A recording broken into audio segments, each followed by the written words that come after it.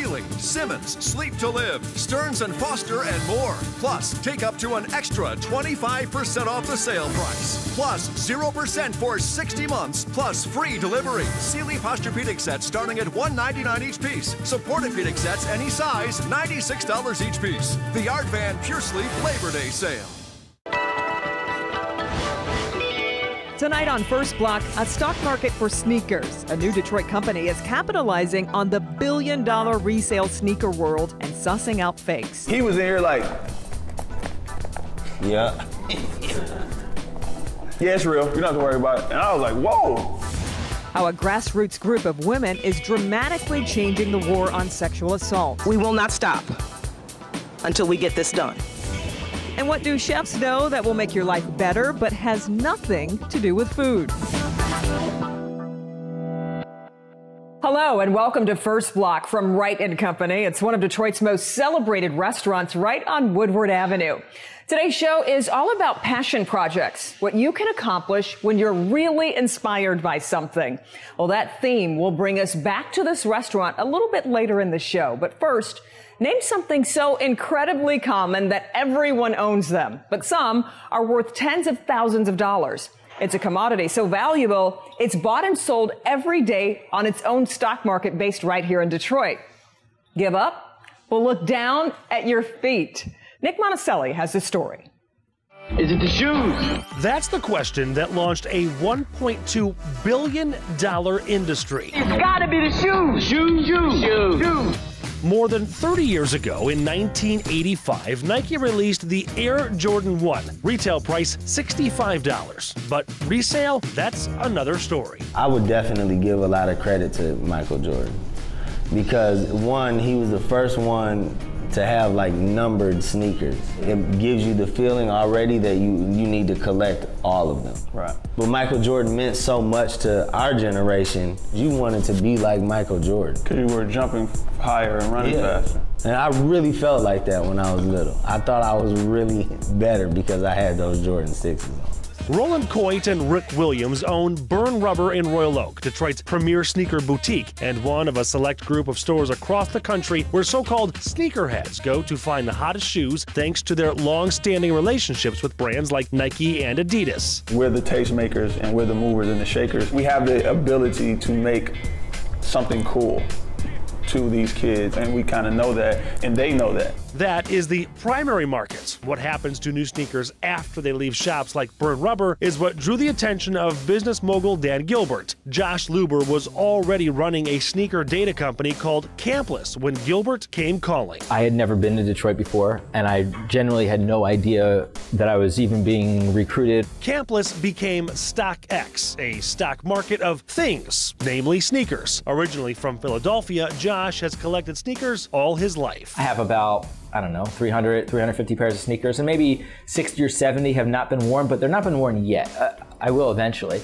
And so most of the people who buy sneakers on StockX are going to wear them later. It is an e-commerce marketplace. It is Amazon, it is eBay. It is anywhere where people buy and sell consumer goods, but it operates exactly like a stock market. There are millions of sneaker lovers all over the world, from people who actually wear their finds to collectors who meticulously preserve their pairs. You've heard of Comic-Con. SneakerCon conventions across the country draw thousands of collectors. Sneaker culture spawned dozens of blogs, art exhibitions, documentaries, and music.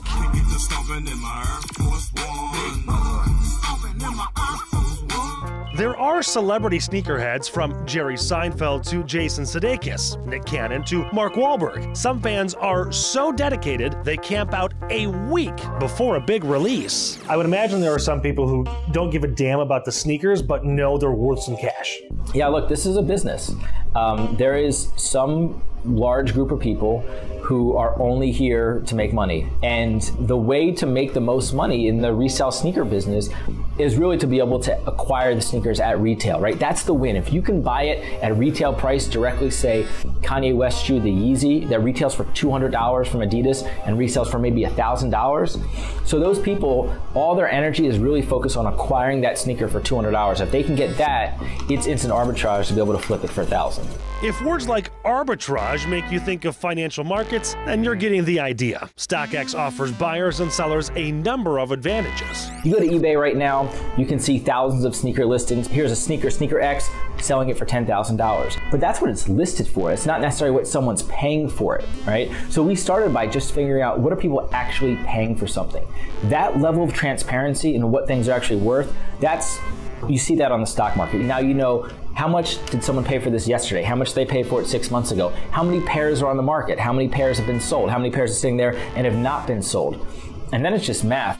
Collectors can track the value of their portfolios over time, and in an arena riddled with fakes, StockX experts physically authenticate every pair of shoes. I've seen fake sneakers and it'll be like a stitch that's not in the right place. And like, how are you supposed to be able to tell that? Counterfeit or clone sneakers are very difficult to spot. He was in here like, Yeah.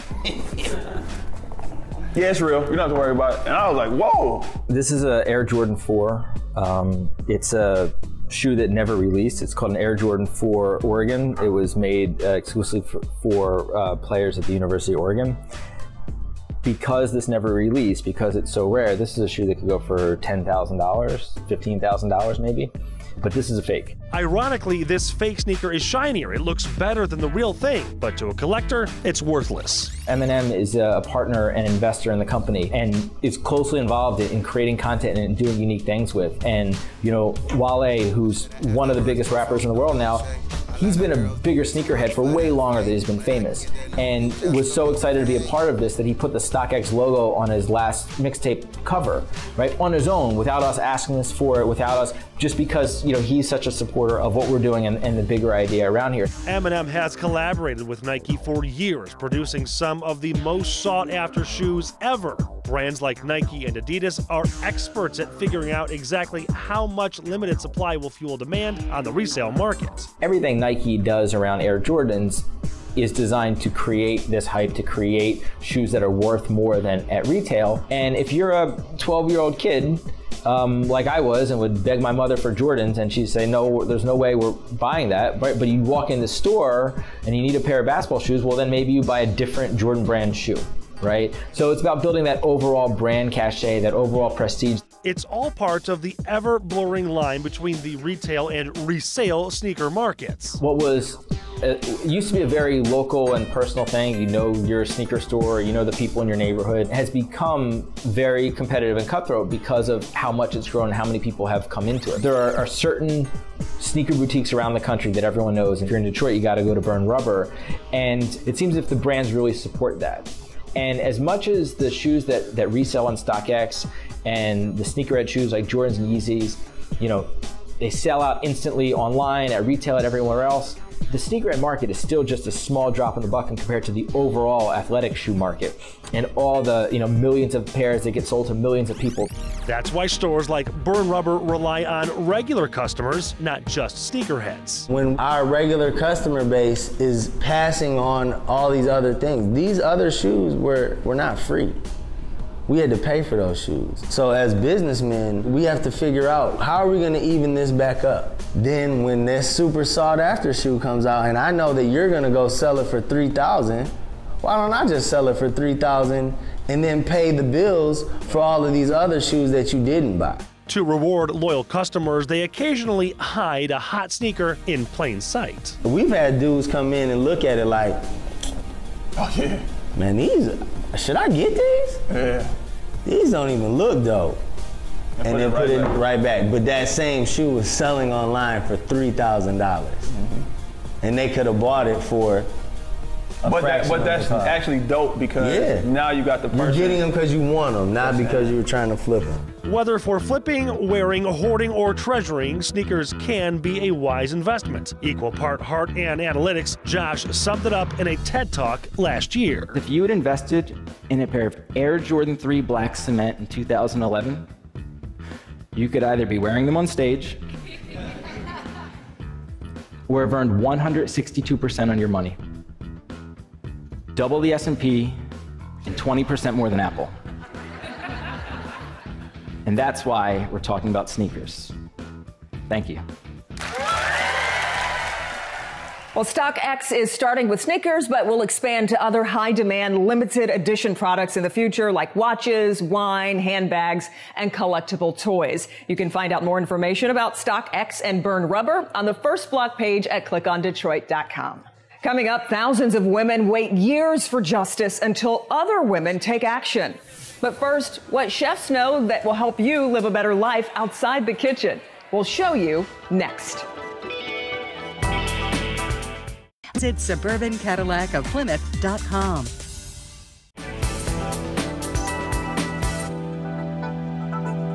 From the Food Network to Top Chef, we are all fascinated by the excitement of life inside a professional kitchen. But do chefs hold the secret to a better life for all of us? Author Dan Charnas certainly thinks so, and he found a recipe for success that applies to everyone. Take a look.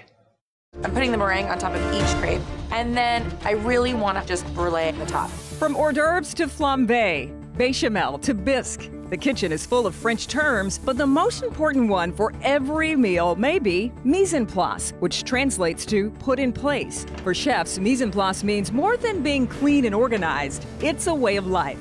As you investigate it, as it unfolds, it becomes this incredible science about how to deal with time, with space, with motion, and with resources. Baby got back. Dan Charnas came from the world of hip-hop.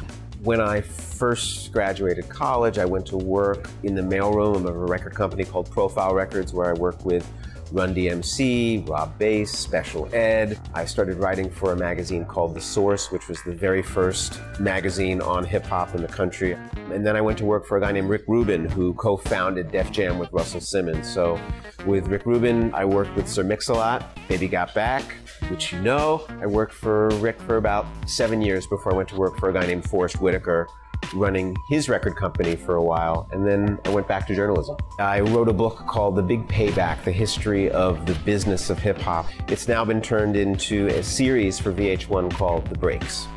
On top of all that, Dan's a professor at NYU, a husband, and a father. It's a busy life and difficult to keep organized. Dan went looking for a system to make his life more efficient and found it in the unfamiliar culinary world. He interviewed dozens of chefs across the country about the elements of mise en place, including Chef Mark Joslia, co-owner of Wright & Company in downtown Detroit. A lot of us are very, shall we say, anal. You know, if it doesn't bother you, then I feel like you don't care enough. If I ask you a second time, it's courtesy, and the third time it's an insult. You know, if I have to keep saying the same thing over and over and over again, then you don't really respect my opinion. Dan breaks down mise en place into 10 ingredients that are essential to chefs but can help everyone else. The first is planning is prime.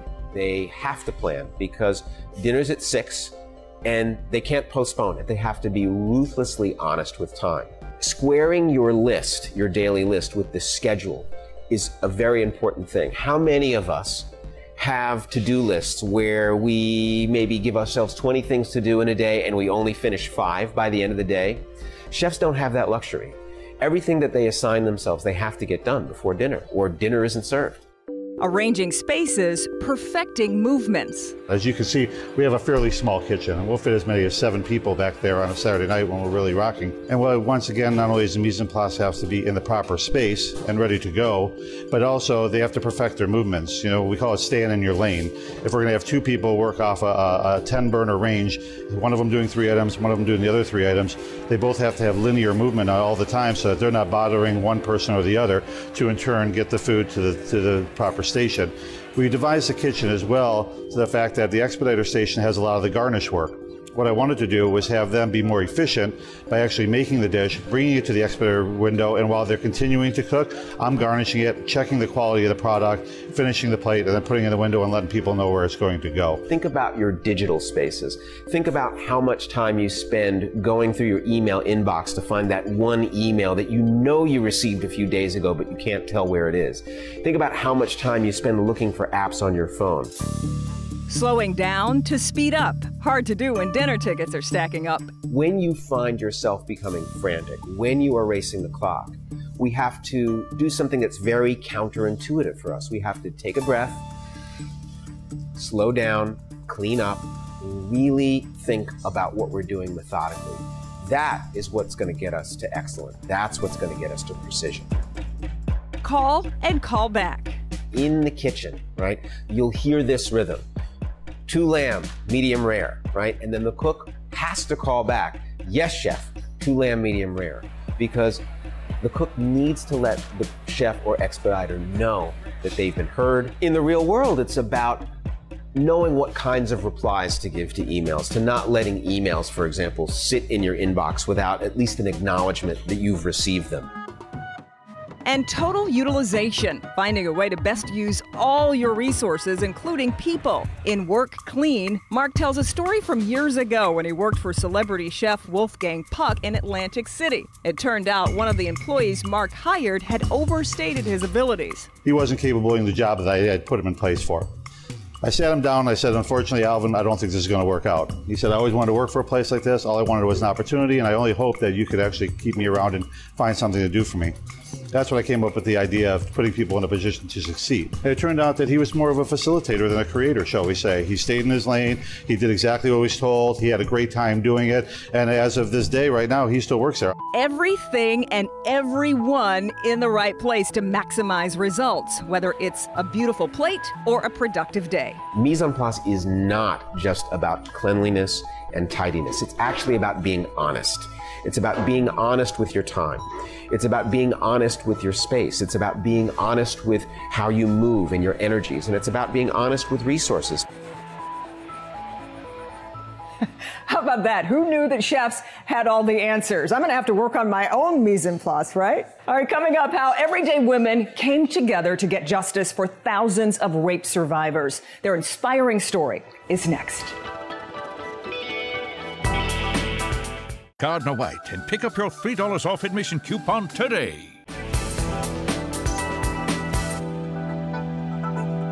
Imagine you or your sister or daughter or wife is attacked, sexually assaulted, a devastating violent crime. You or your loved one reports it to the police and undergoes an excruciatingly thorough exam to collect physical evidence. And then that evidence sits on a shelf for days, weeks, months, years, and sometimes decades untouched. 11,341 untested rape kits languished until Wayne County prosecutor Kim Worthy created an initiative to get them investigated. And then everyday women made it happen.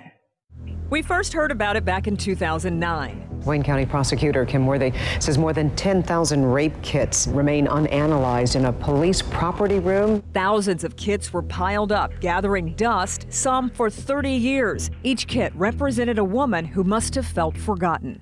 Rape kits are the result of between 5 and 10 hours of very invasive testing that a woman has to go through following the worst experience of her life. 2009 was a tough time to ask for money, but Wayne County prosecutor Kim Worthy was undeterred. She fought for government funding and secured celebrity help. But even after the cost to test one rape kit was negotiated down from $1,500 to $490, it still wasn't enough. In 2014, Kim Worthy came to Michigan Women's Foundation, went to all the philanthropic foundations and said, "Can you help?"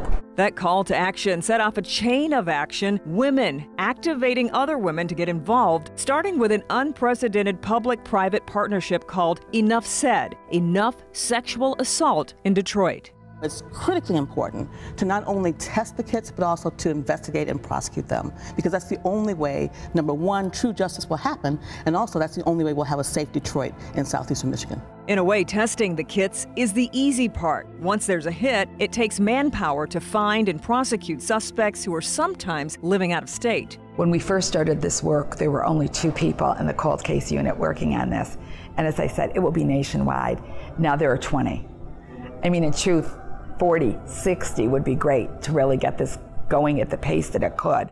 The grassroots domino effect accelerated when the Michigan Women's Foundation reached out to community leaders like Kim Trent. I met up with Kim at the Detroit Association of Women's Clubs, the historical home where women of color have come to meet for nearly a century. When Kim got the call, she decided to take action. So I called Peg the next day and I said, what is the percentage for how many African-American women were affected by this? And she said 81%. I don't think anyone purposely said, well, we don't care about rape and we're not going to process kids, but it does speak to how women are valued in our society. In October of 2015, more than 100 prominent women stood on the porch of the Detroit Association of Women's Clubs to make a promise. We will not stop until we get this done. Peg told Kim it would cost $670,000 to test the remaining rape kits, and the newly created African American 490 Challenge vowed to raise the money. $490 because that's the cost to test one kit. Even if you don't have $490, you might have 10 friends who have $49. Or you might have 100 friends who have $4.90. I mean, it is an amount that you can raise. A fundraising blitz pitted U of M alumni against Michigan State grads and raised $30,000 in 1 week. So the AA 490 Challenge threw down the gauntlet among African American sororities Delta Sigma Theta, Alpha Kappa Alpha, and Zeta Phi Beta. And to see how creative each group became competitively against one another in a sisterly way. But it came down to the wire. It got really intense. It was intense. I do have to say that Delta Sigma Theta did ultimately win. That's the type of philanthropy you want to see happening. $5 from every ticket sold to singer Erykah Badu's concert at Chene Park went to the AA 490 Challenge. That was $25,000 in one night, and Badu pledged to match $25,000 at every one of her concerts until the goal is reached.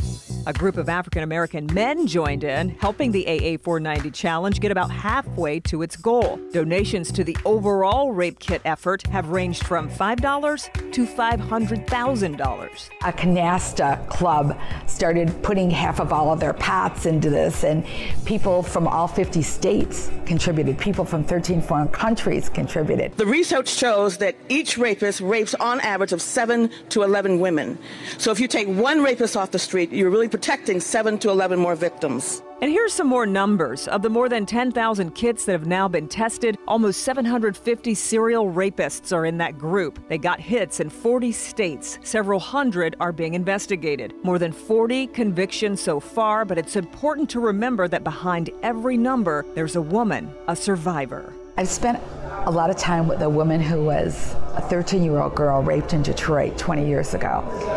And she believed the reason that she never heard that they had gotten her guy was because her family moved a lot of times. So when she got the knock on the door telling her that in fact 20 years later she was, by luck of the draw, one of the first kits tested, her assailant tested with 3 other cases, and he's now doing 3 30 to 60-year terms. He'll never get out of jail. Sometimes I'll talk to folks, and the first thing they say is, why should we, as private citizens, have to pay for rape kits? Why do we have a government? And you know, when people say that, all I can say back is, you're right. We should not have to be doing this.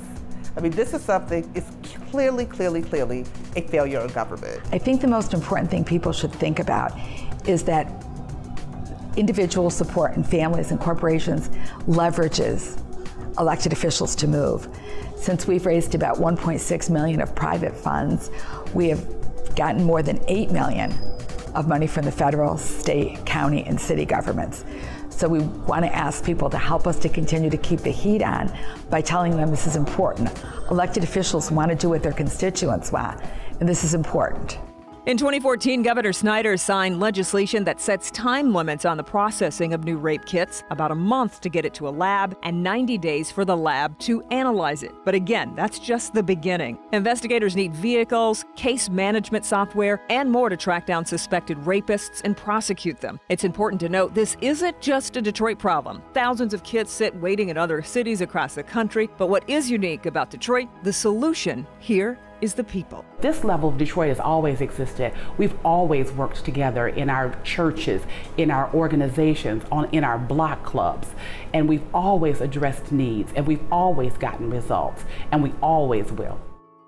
Boy, what an amazing group of women. To find out more about their efforts, including how to donate, you can go to the First Block page at clickondetroit.com. Well, we thank you for watching First Block, everybody. I'm Kimberly Gill, and we'll see you next time.